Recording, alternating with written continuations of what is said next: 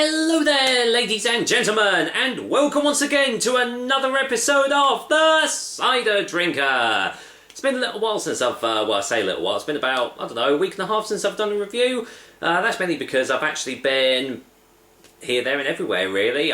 Because it was my fiance's birthday last week, and so we did all sorts. We visited Harwich, where her parents live, went for a lovely meal, took a trip to Shoreditch for the day, and we spent a couple of days in Southwold as well, which is a absolutely lovely place. We did the Adams Brewery tour, and it was just a great time. Obviously that meant that I didn't really have time for a review, but I am back with another one, and it's a review of another cider from the Garden Cider Company. Been a little while since I've done a review of theirs, and it's also, well, I say it's a new trend, it's not really, it's been around for a little while now, but today I am trying Garden Cider's dry hopped handcrafted cider. Yeah, so this is another hopped cider, and I can already see the little bits of sediment floating in it, which is always good to see. This one comes in at 4% ABV, and as you can see, it comes in these nice little 500ml bottles. If it comes in any other ranges, it'll be down in the description below. Now, the thing with Garden Cider, as you'll find out when I read the description, is that they, well, I'll tell you what, I'll let the back of the bottle say it. Original Garden Cider is skillfully dry hopped with American Cascade hops, producing a perfectly balanced and rounded cider. Oh, actually, it doesn't say perfectly. Oh dear, a little bit of a typo there, guys. Correctly. Correctly. That's a new word. The Garden Cider Company makes cider from garden apples local to us in Surrey, sharing the cider we make with those who give us the fruit. We are very proud to use apples that would otherwise go to waste. If you have spare apples that you would like to turn into cider, then please get in touch and join in. So there you go, they just use apples that would have just been wasted off and turn them into, well, fabulous tasting ciders. It doesn't say anywhere that you need to upturn the bottle or anything for the sediment, but it doesn't matter. I'm going to pour the whole thing in anyway. So, I do quite like hopped ciders. The concept seemed a bit alien and weird when it first came out, but, you know, I think Tom Oliver sort of started off the trend with his At the Hop series, of which I think he's done about 4 or 5 now. I still haven't tried it. In fact, I've not had an Oliver cider for years. I just can't get hold of them around my area, which is a bit of a shame. But anyway, let's see what this one has to offer. Let's smell it. Oh, wow, okay. It smells grassy. It smells a little bit piney, bit sweet on the nose. There's a subtle, yeah, definitely a subtle pininess about it as well. This is obviously from those hops that have gone in. But that is smelling fresh. That is smelling really, really tasty. And well, let's just get this in the glass and find out. That actually smells bloody good. So let's get this in the glass. There we go, get the whole lot in. I find sediment adds to the flavour sometimes, but, you know, other times, sometimes not. But anyway, there you go, lightly sparkling on the colour, very pale.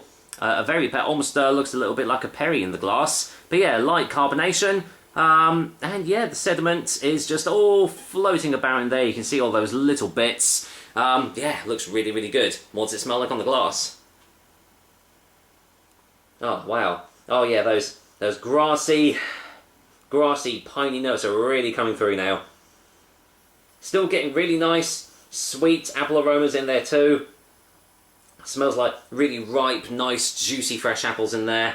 Oh, this smells like it's going to be really, really refreshing. So, I can't waste any more time. Let's dive in. Cheers, guys. Here's to Garden Cider's dry hopped handcrafted cider. Cheers.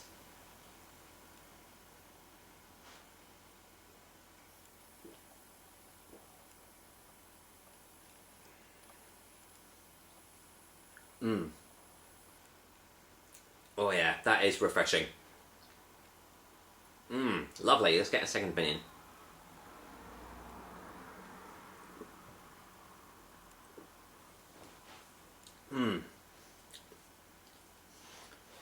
Wow, that is blended perfectly.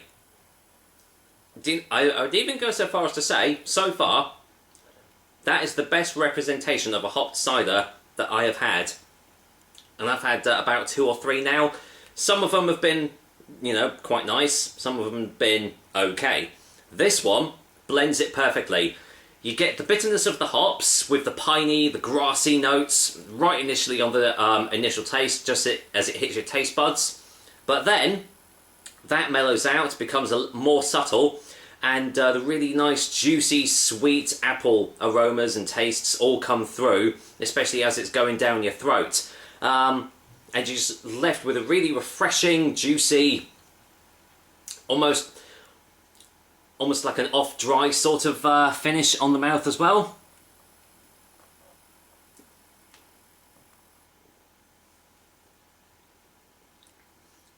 It tastes a little bit zesty as well.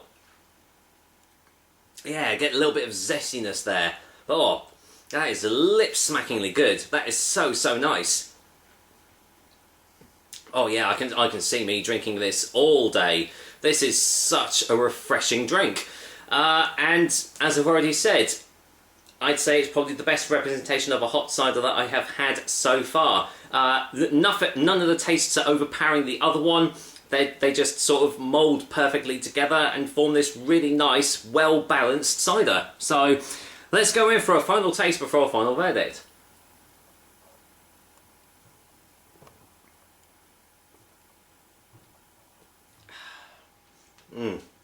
This is the exact drink that I wanted to have today because it's really hot outside.